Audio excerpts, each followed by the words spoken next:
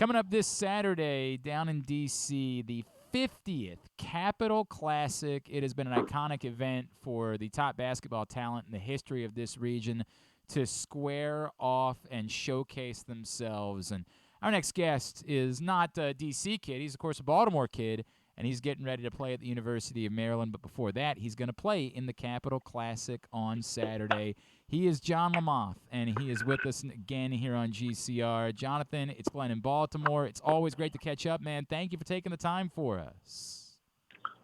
Thank you for having me on. It's good to catch back up with you, dude. I know the last time we talked was when you made the decision. Since then, it seems like you've been trending even further in a really exciting direction for Maryland basketball fans. How good do you feel about the season you've had and the direction that you're headed in as you get ready for your college career? I feel good about the season, and senior year I had, we won a championship, and that was my main goal. So I feel like I achieved what I wanted to, and I feel good going into the to my freshman year at Maryland. I mean, obviously winning the championship is such a big deal. You guys played some great games on the way to doing it. Jahn, what were besides the championship, like I know that was the ultimate goal for you, but personally, what were your goals during this final season as far as improving as a player or consistency? What were the goals that you were the most proud of outside of course, winning the title? I would definitely say my consistency from last year. You know, I had a lot of off games. Well, not a lot of off games, but I had some good games, some bad games. But this year, I felt like I led pretty good. This year, I had a lot of good games. I led in assists, rebounds, and then I was like top 3 in scoring. So I just felt like I did everything to help win, and just doing it day in and day out. Hey, man, and that's the type of stuff that I know everybody's excited about having you show up with. I want to go back to a game that you played a couple months ago. You were kind of doing your own Jimmy Butler impression not that long ago. Tell me about dropping 57 points in a single game. How did that come about? Is it the most you've ever scored in a game at any level wherever you played? And, dude, when you're in a zone like that, what does it feel like? Can you explain what it's like to be somebody scoring 57 points in a basketball game? Just scoring 57 points, it just felt like the rim was huge. Like just everything I shot was just going to go in. So my teammates just kept finding me, and that second half I had like 40 points. I had a lot of threes. In the first half, I made about 4 threes. I'm like, okay, I'm feeling it this game, and they just kept finding me. It was our last home game, so just being able to go out with a bang was just the biggest part for me. And I just kept making threes, and it just felt good. 16 made threes in that game. That's some Steph Curry type of stuff. I don't even know that Steph Curry's done that, actually, now that I think about it. It's insane. 16 threes in a game. Do you almost find yourself did it almost like ruin it? Like the next time you had a big game, you're like, yeah, that was cool, but it wasn't 57 points. Yeah, I definitely felt that. The only time I didn't was that championship game having 30, right. But yeah. You know, it still didn't feel like that 57, but it felt almost on the same level as it. I mean, it's scary to think about. Like, as your game continues to grow, Jahn, like what could be? I think a lot of people were paying more attention to you as the season went on. Were there still schools that were like coming after you this year? Like, hey, I know you said Maryland, but like, hey, we didn't know. We didn't know just quite how good you were. We screwed up there. Did you hear from some of those teams during the course of the year? No, not too much. I felt like I made it clear that Maryland was my school, and that's the school I'm focused on going forward. Now I want to make my impact there, so I really wasn't interested in where. That's awesome. That's awesome. Jahn Lamothe from St. Francis is with us again. The Capital Classic is this Saturday down in D.C. Not only will Jahn be playing it, as well as Braden Pierce is going to be a part of it. Jamie Kaiser, future Terps, some other Baltimore kids like Amani Hansberry are going to be part of it. I wanted to find out, Jahn, I remember talking to both you and Jamie, and you guys had a bit of a relationship. Has that grown at all with any of the other guys in this class? Have you developed, like, whether it's Jamie or have you gotten to know Deshaun or Braden? And then, like, how exciting is it for you to be around those guys this week, or some of those guys anyway, playing in the Capital Classic, knowing you're going to be teammates for the next few years? Most of the guys in the game I know. me and Braden, we sat together at the Nebraska game, so we just chopped it up as our first time meeting, and so that's a relationship that's building, and I'm glad to be able to play with him before I get to campus, and just excited to play.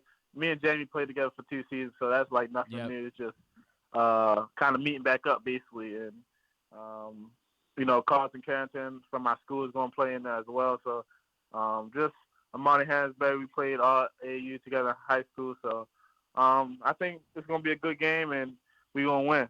John, I'm fascinated by when you signed up to come to Maryland, you had no idea what type of season they were going to have with Kevin Willard this year. How much more excited are you now, like having seen what they were able to do and knowing how many of those guys are going to be back? Jameer's back. Of course, Dante's back. You obviously, I know how much it means to you to be playing with Juju. How much more excited are you even now than maybe you were even when you made the commitment about what it's possible you guys could do almost immediately when you arrive in College Park? It's really exciting. I committed there because I knew the way Coach Willard plays and just the way that he built a culture that it was going to be good. So it wasn't a surprise to me how that season went. So I'm just really excited to come in and help get even further in the tournament and win Big Ten titles and all that. So I'm just really excited. Have you stayed in regular communication with Juju over the course of the last year? Yeah, we've been talking. We've been talking since we left high school, so it wasn't really much of a fallout. We've been talking. Yeah. I went to some of his games his freshman year too, so. I mean, I can't. What a cool story that is, right? Like, I keep kind of thinking, like, it's a really neat Baltimore story. You guys, the opportunity to do something really special together next year. Have you thought about what it would mean? Like, imagine you guys leading Maryland to a Big Ten title together. Like, have you allowed yourself to think about how truly special that opportunity is?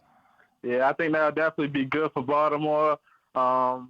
You see how big everyone was behind Angel, so right. Just bringing that to Maryland and also St. Francis. It'll be a good look on St. Francis, and I just can't wait to do something special. I'm going to have to give you this question because Juju told me once that she learned all of her trash talking from him. Who is the better trash talker between Juju and Angel? Probably Angel, because Angel do it to everybody. Right. Even off the court. She doesn't care, man. She doesn't care. It's an art for her. Yeah. It's so. John, how are you as a trash talker? Are you like when you're dropping 57 points on John Carroll, are you talking about it, or are you more the type that's just like, nah, they know what's going on. I don't need to say anything. It depends on how the game going. I don't start it, but I finish it. Sure. So I match energy. And they talking, I'm going to talk back to them. No doubt, man. I like everything about that. I love that. John, is there some new aspect to your game like that's added over the course of the last year? Is there anything that maybe, you've said definitively as far as your repertoire is concerned, you think you're even better now as you get ready to make this jump than you were going into your senior season? Definitely my rebounding and what I think gets overlooked is my playmaking. I feel like I do that just as well as I score and stuff like that. But, this year, at the end, I think I averaged like 19, 8, and 9 or something like that. So just rebounding and playmaking as well as my scoring to go up with my defense too. So just being an all-around player and just doing whatever it takes to win. What are you measuring in at this point, John? Did you keep growing at all during the course of the year? I don't think so. I think I'm like 6'4". Okay. 185. Okay. Around there, so. Okay, but that's obviously you're quite comfortable playing at that point. Like clearly. Yeah. Yeah, you have no problem playing in that body. Like there is no doubt about that whatsoever. Jahn Lamothe, he is going to be part of the Capital Classic, of course, this Saturday down in D.C. at the Entertainment Sports and Arena, the home of the G League and of the Mystics. And you can check that out on Saturday. Just another minute or two here. John, it's funny you mentioned Angel, right? Because I wonder what that did for Baltimore basketball on the whole. Can you speak to how much her run meant to everyone in this city and the entire basketball community, seeing her not just win the title, but getting the spotlight the way that she did in some of the biggest audiences and the history of the tournament and what that did for Baltimore basketball on the whole? I think it did a lot for Baltimore basketball, showing that you can be yourself and go anywhere in the country and show that you're one of the best ball players around. So I think she did a lot for Baltimore because she didn't change for nobody. She's herself, and she's just like a lot of kids here, just a dog and going to do whatever it takes to win. So I think she did a lot and put a spotlight on us that we can go anywhere in the country and show out. So here's the next important question. Are you close with Derek Queen? Have you been in touch with him at all? Yeah, I talk to Derek Queen a lot. I talk to him probably like every week, sometimes every day. So he's going with the process, and he definitely likes Maryland. We did get a lot of coaching changes, but I still think they're on him the same way. I haven't talked to him since the coaching changes because Coach Tony Skin recruited him a lot. But I feel like with Coach Willard's system, nothing's going to change, and he's going to see us win again this year. And hopefully he can join us. Dude, what an unbelievable. Imagine if Juju sticks around for another year, right? Like, imagine the Baltimore story that could be told. Man, that would be so freaking cool if that would be the case. Sure. All right, Jahn Lamothe, where can people be following you social media-wise? You can follow me on Instagram at Jahn Lamothe 5, Twitter, Jahn Lamothe 1, and on TikTok, Jahn Lamothe 5. Well, now I feel like a jerk. Dude, I am so sorry. I had Jahn Lamothe, of course. I totally knew that, and oh man, I am so sorry, John. I apologize wholeheartedly, man.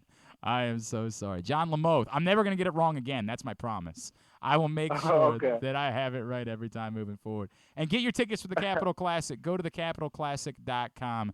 The 50th Capital Classic is this Saturday down in D.C. to check out John, as well as mentioned, all those other players earlier, like Braden Pierce and Jamie Kaiser. It's going to be a great day. John, congratulations on a championship season. Look forward to seeing you on Saturday. Can't wait to see you in College Park this fall. Thanks for taking a couple of minutes for us this morning. Thanks for having me.